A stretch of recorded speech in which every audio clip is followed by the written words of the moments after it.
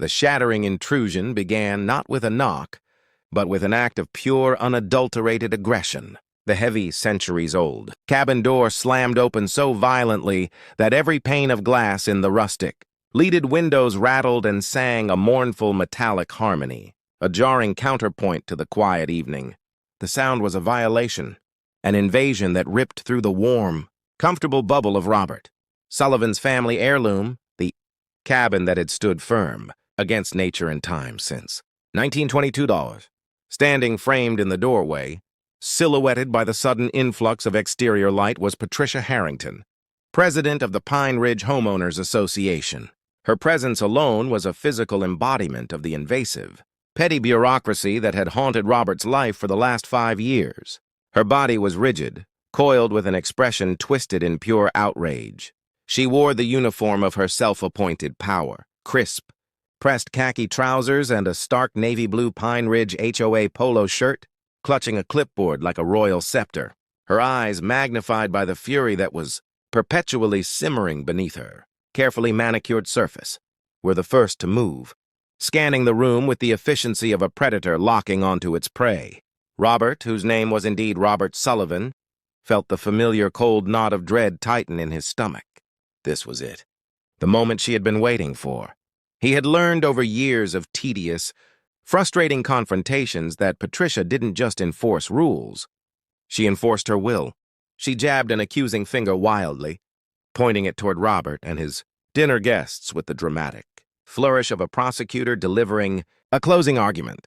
She was clearly ready to launch into one of her infamous rants about noise violations, unauthorized gatherings, or perhaps even the unapproved color of the gravel in his driveway, anything to assert her dominion. "This is absolutely unacceptable," she snapped, her voice high-pitched and strained with self-righteous indignation, waving her clipboard emphatically in the air. "I have documented evidence of multiple vehicles on this property, which constitutes an unauthorized gathering under HOA regulation 7.3. The air in the room froze. The rich, savory aroma of grilled salmon and the subtle notes of hops from the craft beer were instantly displaced by the acrid, metallic tang of conflict. Robert and his friends were momentarily stunned, forkfuls of food suspended in midair. But then her eyes, burning with their initial target fixation on Robert, swept across the dining table and landed on him. The man who caught her attention was seated at the head of the table, bathed in the soft glow of the cabin's antique oil lamp. Daniel Morrison, their former debate team captain, now the state attorney general, remained utterly unperturbed. He paused mid-bite, the perfect picture of aristocratic calm amidst the sudden chaos. His movement was measured, deliberate. He calmly set his fork down, his silver utensil clicking softly against the ceramic plate, a tiny sound in the cavernous silence Patricia had imposed. Then, with a fastidious attention to detail that only a man who deals with high-stakes litigation could muster, he dabbed his mouth with a napkin. Finally, slowly, he raised his gaze to meet the terrifying spectacle in the doorway, one brow arched in that perfectly measured way, a lawyer's silent question, practiced and loaded with implicit challenge. For the first time in the 3 years, Robert had known the self-proclaimed dictator of Pine Ridge. Patricia didn't say a single word.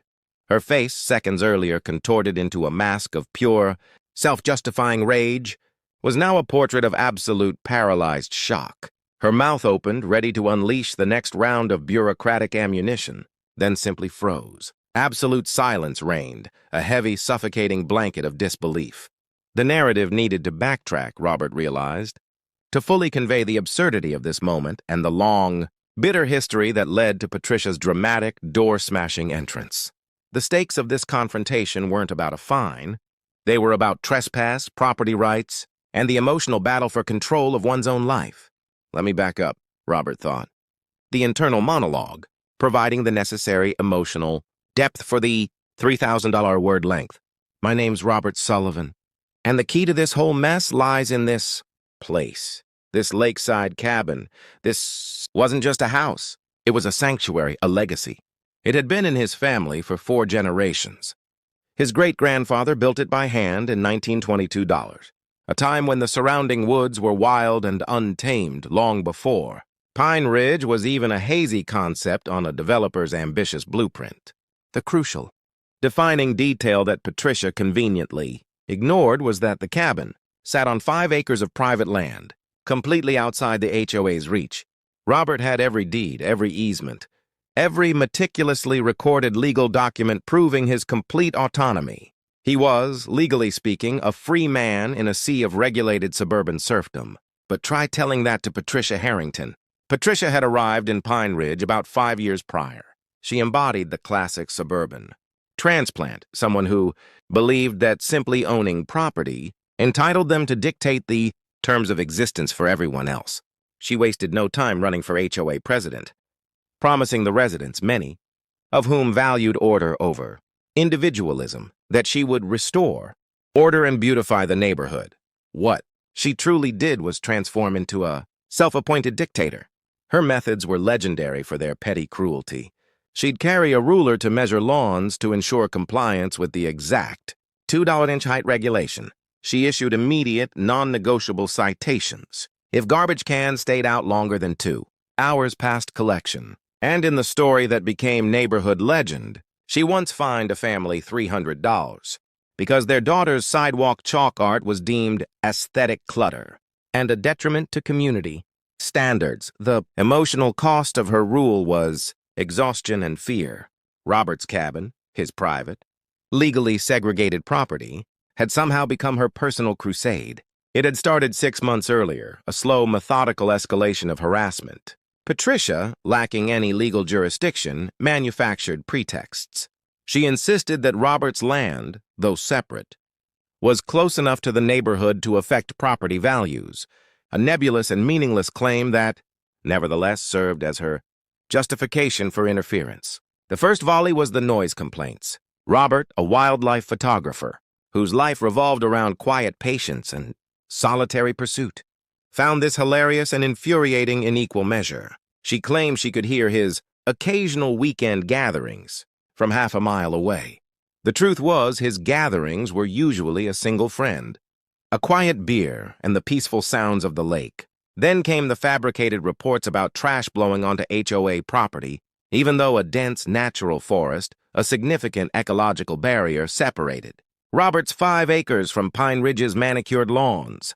Robert had installed security cameras purely to prove that his trash was always properly contained, a costly and invasive measure forced upon him by Patricia's paranoia. This emotional toll, the feeling of being constantly watched, judged, and documented, was what Robert truly resented. It was an assault on his mental peace. The intensity peaked last month when Patricia, desperate for a formal violation, claimed Robert was running an unregistered short-term rental. Robert spent weeks providing receipts, utility bills, and work manifests to the board, proving he was simply living in his own home. He was a wildlife photographer. His entire life was quiet, solitary work, and he rarely had company. The maliciousness of the accusation was deeply personal. But that weekend was genuinely special. It was a small reunion, a moment of cherished, necessary reconnection with his past. His college roommate James was in town, and James had brought a few of their old friends along for a dinner. Crucially, one of them was Daniel Morrison. The evening had been perfect until the door exploded. 5 grown men, all successful in their own right, sharing grilled salmon caught earlier that day, sipping craft beer from a local brewery, laughing, trading old stories, the occasional clink of bottles providing the only noise pollution. They were out on the deck, overlooking the moonlit lake, a quintessential American scene of camaraderie and relaxation. But apparently freedom and relaxation were incompatible with Patricia's reign. She had undoubtedly been spying again through her high-powered binoculars. Robert had once caught a reflection of glass from the dense thicket at the edge of his property line. She must have seen the extra cars in his driveway, 2 sedans and an SUV, and decided this was her big moment to restore order, to prove her authority extended beyond the paper boundaries and into the very soul of Robert's life. Robert had been setting down the platter of salmon when he heard the familiar, angry click of her heels crunching up his gravel driveway. It was a sound that had become the unofficial theme music of his harassment. Normally, she would at least knock, aggressively, Yes, hammering on the door like a bailiff, but a knock nonetheless. This time the sheer disrespect of her entrance, the door exploding open and her marching in like she owned the place was the final, unforgivable transgression.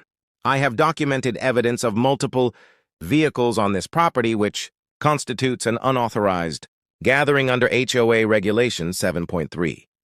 She had shrieked, her voice echoing in the sudden silence. Robert felt the hot defensive anger rise, ready to launch into his standard counter-argument. I am not in your HOA. You have no jurisdiction. But he didn't have to.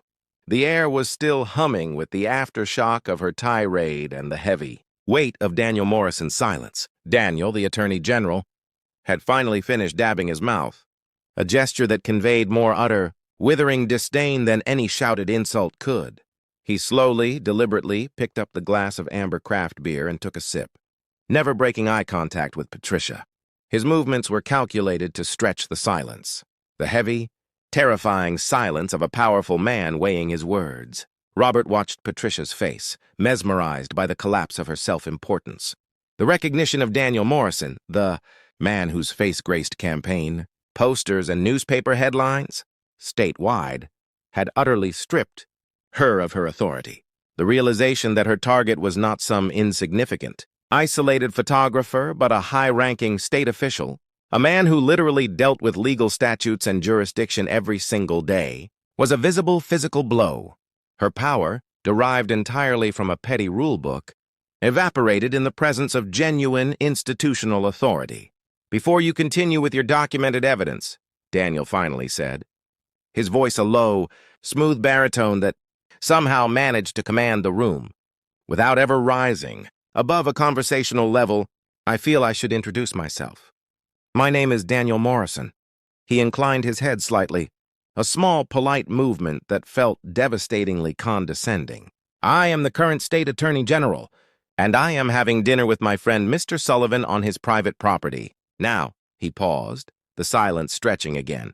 As the chief law enforcement officer of this state, I have a professional interest in the legal statutes governing property rights. Could you kindly explain to me under what legal authority you felt justified in entering this private dwelling without permission, and specifically, which state or county ordinance supersedes?